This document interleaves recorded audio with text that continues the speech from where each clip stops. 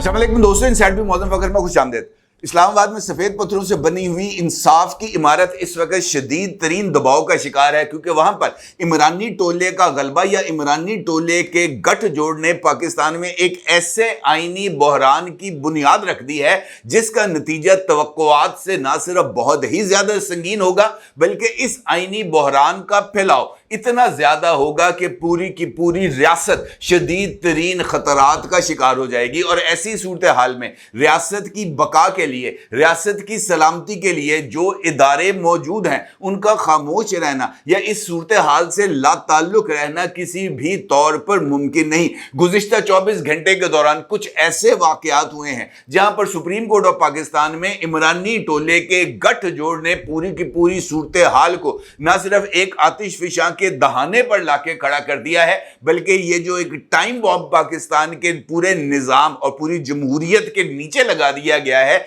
ये बहुत ही ज्यादा संगीन होता चला जा रहा है। कैसे? ये एक इंपॉर्टेंट सवाल है। सवाल ये भी है कि ये जो गठजोड़ जिसका मैं जिक्र कर रहा हूं, पाकिस्तान की सबसे बड़ी इंसाफ की इमारत, इसके नुकसानात क्या हैं और गुज़िश्ता 24 घंटे के दौरान ऐसा क्या हुआ है जिसके नताइज बहुत ही ज्यादा संगीन निकलने जा रहे हैं। तो सूरत हाल का अंदाजा करना बहुत ही ज्यादा मुश्किल नहीं है। अगर आप गौर करें तो पाकिस्तान में इस आईनी बहरान की बुनियाद उस फैसले से सामने आई जिसके नतीजे में मखसूस नशिस्तें सुन्नी इत्तेहाद काउंसिल को देने की बजाय पाकिस्तान तहरीक इंसाफ को दे दी गई, और इसके हवाले से आइन से मावरा या आइन की मनपसंद तशरीह के नतीजे में जो फैसला सुनाया गया है उसके असरात वतन अजीज को बहुत देर तक भुगतना पड़ेंगे। ना सिर्फ ये, बल्कि ये फैसला इतना कंफ्यूजिंग है कि इसके ऊपर फौरी तौर पर अमल दरामद कराना ही मुमकिन नहीं। इसलिए हुक्मरान जमात मुस्लिम लीग नून ने बतौर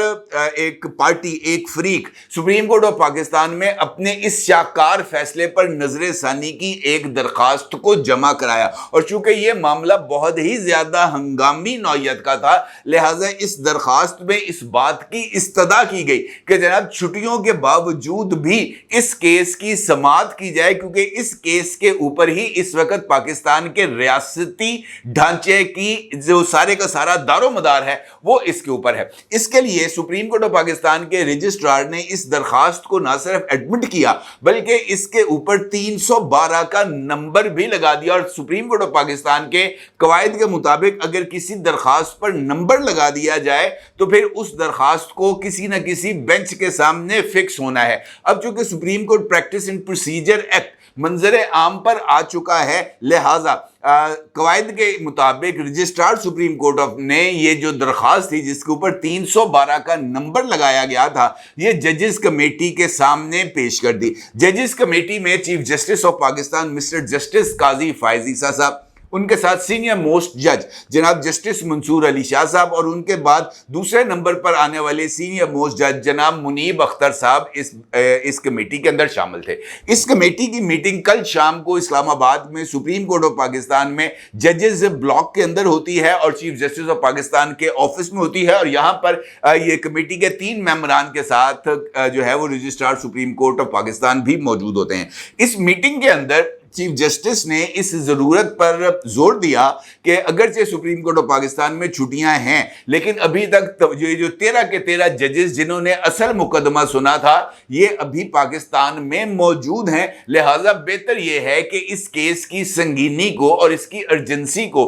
मद्देनजर रखते हुए इस केस को फौरी तौर पर फिक्स कर दिया जाए ताकि ये जो इबहाम है ये दूर हो जाए। इसके ऊपर जनाब जस्टिस मंसूर अली शाह साहब ने मौक़िफ़ इख्तियार किया। उनका ये कहना था कि अभी तक इस केस की डिटेल जजमेंट नहीं आई और ना ही वो कानूनी जवाज अभी तक सामने आए हैं जिनके नतीजे में जज साहिबान ने ये फैसला दिया था कि जनाब सुन्नी इत्तेहाद काउंसिल निकल जाएगी और उसकी जगह पर पाकिस्तान तहरीक इंसाफ आ जाएगी। जब तक तमाम जज साहिबान 13 के 13 जज साहिबान वो तमाम कानूनी नकात को ड्राफ्ट नहीं कर लेते और वो डिटेल जजमेंट जिसके अंदर ये तमाम वजूहात मौजूद होंगी ये जब तक सामने نہیں آئیں گی اس وقت تک نظر ثانی کی اپیل کو مقرر کرنا مناسب نہیں ہوگا۔ اور جسٹس منیب اختر صاحب نے جسٹس منصور علی شاہ صاحب کے اس موقف کی حمایت کی، اور ان کا یہ کہنا تھا کہ ابھی کوئی پہاڑ نہیں ٹوٹ پڑا کہ جناب ہم اس کیس کو جو ہے وہ فوری طور پر سنیں اور اپنی چھٹیوں کو برباد کریں، جس پر ان کو یہ بات باور کرائی گئی کہ جناب الیکشن کمیشن آف پاکستان کے پاس جو ہم نے 15 دن کا ٹائم دیا تھا وہ 22 جولائی کو مکمل ہو رہا ہے، اور اس کے بعد الیکشن کمیشن نے اس کا نوٹیفیکیشن کرنا ہے۔ موجودہ صورتحال میں جو کنفیوژن جس کا اظہار اس ریٹ پٹیشن میں کیا گیا ہے یہ اتنی زیادہ ہے کہ اگر اس کو فوری طور پر ایڈریس نہ کیا گیا تو پھر الیکشن کمیشن آف پاکستان کے لیے اس فیصلے پر عمل درآمد کرنا ناممکن ہو جائے گا، اور پھر اس کے اگینسٹ بھی کنٹیمپٹ آف کورٹ کی اپلیکیشنز آ سکتی ہیں، اور ایک ایسا کٹا کھل جائے گا جو بعد میں بند نہیں ہوگا۔ اور اس موقع پر جسٹس قاضی فائز عیسیٰ صاحب نہ صرف ڈٹ کے کھڑے ہو گئے بلکہ ان کا یہ ماننا تھا کہ جناب اگر ہمیں اس مقدمے کے لیے اس آئینی پوزیشن کو واضح کرنے کے لیے اگر سپریم کورٹ آف پاکستان میں یہ جو چھٹیاں ہیں اس کو اگر منسوخ بھی کرنا پڑے تو ہمیں اس سے گریز نہیں کرنا چاہیے۔ اور اس موقع پر باقی 2 جج صاحبان کے ساتھ جناب جسٹس قاضی فائز عیسیٰ صاحب کی تلخی بھی ہوگی، اور اگر میں آپ سے یہ کہوں کہ آواز ذرا بلند ہو گئی تو یہ کہنا بھی کچھ زیادہ غلط نہیں ہے۔ اور اس موقع پر جسٹس منیب اختر صاحب نے جسٹس قاضی فائز عیسیٰ صاحب کو مخاطب کرتے ہوئے کہا کہ ڈونٹ شاؤٹ ایٹ می، اور یہ اس بات کی طرف اشارہ ہے یہ جملہ کہ جناب یہ جو حدت تھی اس ساری صورتحال میں وہ بڑھ گئی، اور جج صاحبان نے اس پر موقف اختیار کیا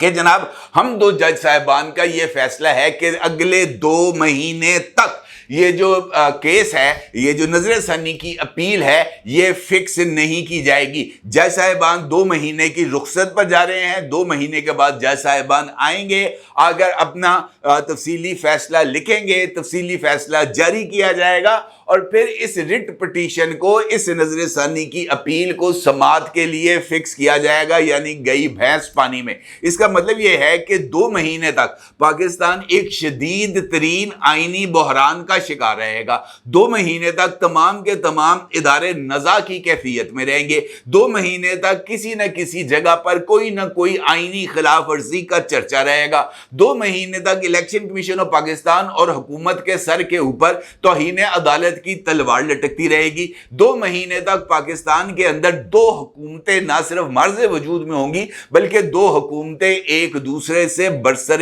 پیکار ہوں گی، اور یہ ایک ایسی سچویشن ہوگی جس کے اندر ایک کانسٹیٹیوشنل میلٹ ڈاؤن کے نہ صرف بہت ہی زیادہ خدشات ہوں گے بلکہ کانسٹیٹیوشن کو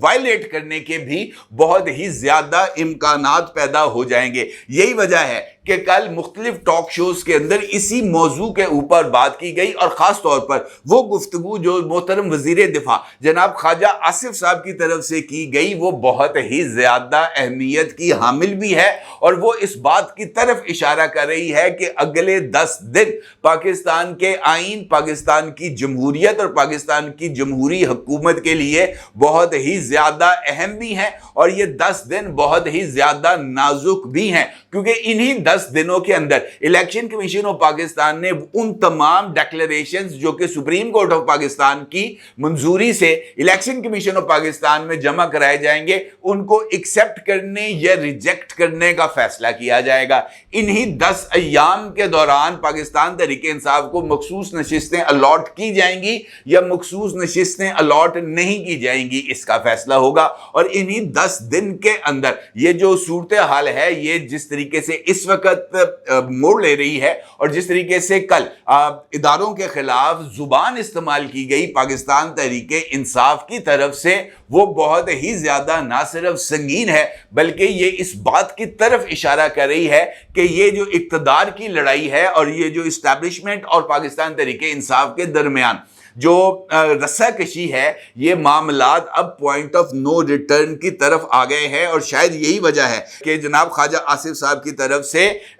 اس بات کا ذکر کیا گیا کہ ملک میں غیر یقینی کا ماحول ہے جس میں سیاست دانوں کے ساتھ ساتھ عدلیہ کا بھی حصہ ہے۔ الیکشن منسوخ کرنے کی بات ہو رہی ہے، ہم ایسی کسی صورتحال کا بھرپور دفاع کریں گے۔ آئندہ 10 دن بہت ہی زیادہ اہمیت کے حامل ہیں، کیونکہ ان 10 ایام کے دوران کوئی نہ کوئی آئینی میلٹ ڈاؤن ہونے جا رہا ہے۔ ان سے سوال پوچھا کہ کیا آپ مارشل لا کی بات کر رہے ہیں؟ تو اس پر خواجہ آصف کا یہ کہنا تھا کہ میں مارشل لا کی بات نہیں کر رہا، لیکن مجھے آئینی بریک ڈاؤن نظر آ رہا ہے۔ جب آئینی اور عدلیہ کے فیصلوں کی بجائے سیاسی فیصلے شروع ہو جائیں تو یہ معاملہ کہاں پر جا کر رکے گا۔ نہ صرف یہ بلکہ جناب خواجہ آصف صاحب کا یہ ماننا بھی تھا، اور انہوں نے اس حوالے سے اس بات کا جو وزن ہے وہ سپریم کورٹ آف پاکستان میں عمران داروں کے گٹھ جوڑ کے اوپر عائد کیا، اور انہوں نے اس بات کا ذکر کیا کہ، اور اشاروں کے اندر انہوں نے یہ بات کہی کہ یہ جو 2 مہینے کا ٹائم ہے، جس طریقے سے یہ بات سمجھ آئی کہ جناب 2 مہینے کے بال لگائیں گے، تو یہ 2 مہینے کا ٹائم اس لیے لیا جا رہا ہے کہ سپٹمبر آ جائے اور سپٹمبر کے اندر اس معاملے کے اوپر بات چیت کی جائے، اور پھر اکتوبر کے اندر یہ جو درخواست دائر کی گئی ہے پاکستان تحریک انصاف کی طرف سے حامد خان صاحب کے ذریعے، جس کے اندر 8 فروری کے انتخابات کے آئینی جواز کو چیلنج کر کے اس پورے کے پورے انتخابی عمل کو کالا دم قرار دینے کی بات کی جا رہی ہے، پھر اکتوبر کے اندر اس درخواست کو، خواجہ صاحب نے کہا کہ پھر اکتوبر کے اندر اس درخواست کو نہ صرف پٹ کیا جائے گا بلکہ اکتوبر میں اس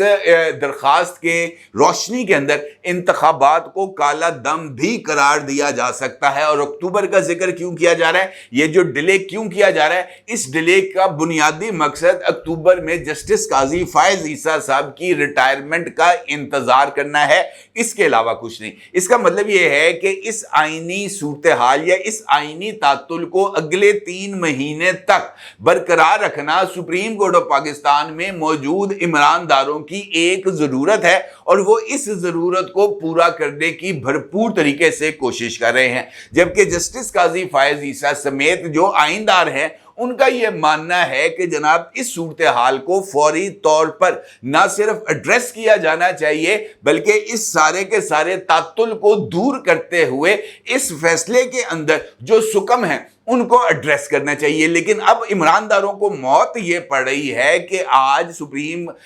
کورٹ کا جو جوڈیشل کمیشن ہے وہ بیٹھ بھی رہا ہے، اور اس جوڈیشل کمیشن نے سپریم کورٹ آف پاکستان کے اندر ایڈ ہاک ججز کی اپوائنٹمنٹ کا بھی ذکر کرنا ہے، اور اگر یہ ایڈ ہاک جج کو اپوائنٹ کر دیا جاتا ہے تو پھر وہاں پر جو نمبر ہے، جو فل کورٹ کا نمبر ہے، وہ انکریز کر جائے گا، اور فل کورٹ کا نمبر انکریز ہونے کے نتیجے میں عمران داروں کی سیاسی موت واقع ہو جائے گی، اور چونکہ ان کی سیاسی موت واقع ہو جائے گی لہٰذا وہ ہر ایک معاملے کو ایڈریس کر رہے ہیں۔ یہی وجہ ہے کہ کل پاکستان تحریک انصاف کے ایم این ایز نے اور سنی اتحاد کونسل کے جو بھی ان کا آپس کی آج کل تو پتہ نہیں چلتا نا اندر رلا ملا کیڑا کدھر نال انہوں نے جو ایک جلوس نکالا تھا الیکشن کمیشن تک، وہاں پر نہ صرف آئی ایس آئی اور فوج اور فوجی قیادت کے خلاف نہایت نازیبا نعرے لگائے گئے تھے، وہ جو نامعلوم ہیں ہمیں معلوم ہے، اس طرح کے وہاں پر نعرے لگائے گئے تھے، اور اس کے ساتھ ساتھ اس بات کا اعلان بھی کیا گیا تھا کہ ایڈ ہاک ججز کی اپوائنٹمنٹ کو سپریم جوڈیشل کونسل کے اندر چیلنج کیا جائے گا، یہ جانتے ہوئے بھی کہ یہ جو اپوائنٹمنٹ ہے ایڈ ہاک ججز کی، یہ چیف جسٹس آف پاکستان کا اختیار ہے، اور اس کے لیے اگر ان کو کسی کی منظوری درکار ہے تو وہ صدر پاکستان ہیں، اور اس کا مطلب یہ ہے کہ چیف جسٹس کے آئینی اختیار کے استعمال کے اندر بھی رکاوٹیں پیدا کی جا رہی ہیں۔ اب اگر یہ سچویشن ایسے ہی آگے بڑھتی ہے، اگلے 2-3 مہینے یہ کانسٹیٹیوشنل ڈیڈ لاک برقرار رہتا ہے، اور اس کانسٹیٹیوشنل ڈیڈ لاک کے نتیجے میں پاکستان تحریک انصاف کو اپنا فیوریٹ نیریٹو کو ڈیولپ کرنے کا موقع ملتا ہے، تو اس کا مطلب یہ ہے کہ مختلف اداروں خاص طور پر عدلیہ میں موجود جو سہولت کار ہیں وہ پاکستان تحریک انصاف کی نہ صرف بھرپور مدد کر رہے ہیں بلکہ وہ حکومت کو لٹانے اور لٹا کر حکومت کا گلا کاٹنے اور پاکستان کی جمہوریت اور پاکستان کے آئین کا سر قلم کرنے کے لیے ہر ایک حد تک جانے پر آمادہ ہیں۔ اس کا مطلب یہ ہے کہ اگر آپ کالا چوغا پہن کر اور جناب جس کے اوپر گولڈن سی دھاریاں بھی لگی ہوں وہ بیٹھ کر آئین کا سر قلم کریں یا آئین کو اپنی من مرضی کے مطابق اس کا رخ اختیار کریں، من مرضی کے مطابق اس کے الفاظ کے اندر رد و بدل کریں اور پھر اس کو اپنی مرضی کے معنی پہنا کر آئین کی خلاف ورزی کی جائے، وہ چونکہ جائز ہے کیونکہ آپ نے کالا جبہ گولڈن دھاڑیوں والا پہنا ہوا ہے، جبکہ اگر کوئی دوسرا فریق اپنے اور اختیارات کو جو اس نے از خود لے لیے ہوئے ہیں ان اختیارات کے تحت آئین کی کتاب کو سائیڈ پہ رکھے اور آپ سے کہے کہ جناب جائیں باہر، تو پھر اس کے اوپر آرٹیکل 6، یہ کیا طریقہ کار ہے؟ بندے یہ جو اس وقت تضاد ہے یہ بہت ہی زیادہ اہمیت کا حامل ہے۔ یہ جو خواجہ آصف صاحب کی طرف سے اس خدشے کا اظہار کیا گیا ہے کہ اگلے 10 روز کے اندر کوئی نہ کوئی کانسٹیٹیوشنل میلٹ ڈاؤن ہونے جا رہا ہے، اس بات میں وزن ہے اور اس بات کو آپ کسی بھی طور پر نظر انداز نہیں کر سکتے کہ پاکستان بہت تیز رفتاری کے ساتھ ایک ایسی منزل کی طرف جا رہا ہے جہاں پر اگر پاکستان پہنچ گیا تو پھر پاکستان کی جمہوریت اور پاکستان کے کانسٹیٹیوشن دونوں کی موت واقع ہو جائے گی، اور یہ اس وقت ریٹن آن دی وال ہے اگر کوئی پڑھے تو۔ اور اس کے اندر سب سے زیادہ کردار اس نتیجے تک پہنچنے میں سب سے زیادہ کردار انہی کالے جبے والے جن کی گولڈن دھاریاں ہیں ان کا کردار ہوگا، کیونکہ انہوں نے اپنے کرش کے چکر میں، اپنی فیملیز کے کرش کے چکر میں ایک ایسے گروہ کو اکاموڈیٹ کیا جو اس کا حقدار نہیں تھا، اور پھر اس کا خمیازہ ہم سب کو بھگتنا پڑے گا۔ اپنی رائے کو ضرور اظہار کیجیے گا۔ آپ کو بہت شکریہ۔ اللہ حافظ۔